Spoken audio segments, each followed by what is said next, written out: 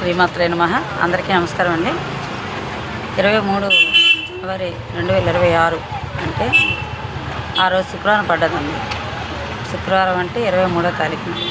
కానీ ఆ రోజు చాలా మంచి రోజు. సరస్వతీదేవి శ్రీ పంచమి తగిలిందండి. చాలా మంచి రోజు. అది ఎన్నాళ్ళకు వస్తుంటుందంట పెద్దలు చెప్పారు.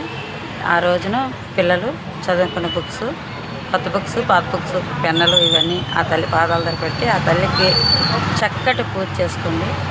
అంటే తెల్ల పుష్పాలతో చేస్తే ఆవిడ చాలా ఇష్టం. అలాగే లక్ష్మీదేవి కూడా ఇద్దరికి కలిపి చేయండి, చక్కగా బాగుంటుంది. నెక్స్ట్ ఇంకోటి ఏంటంటే ఉద్యోగం చేసే పిల్లలు కూడా మనం కూడా చేయొచ్చు.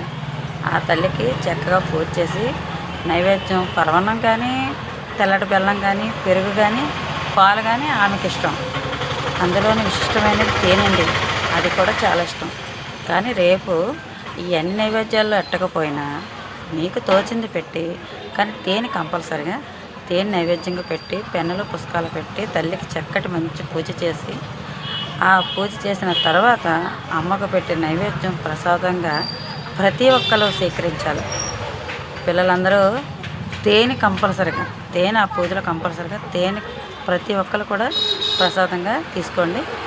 ఆ తల్లి దీవెనలు చక్కగా ఉంటాయి.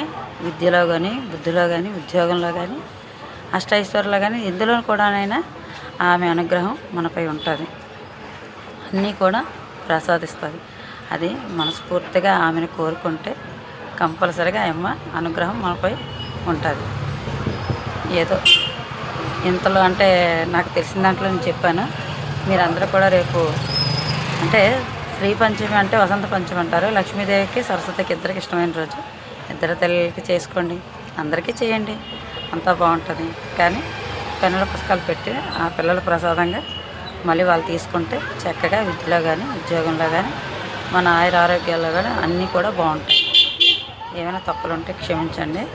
నాకు తెలిసినంత మాత్రం అయితే చెప్పాను. మీ అందరూ బాగుండాలా, అందులో నేను ఉండాలా. ఓకేనా? నమస్కారం, ఉంటాను.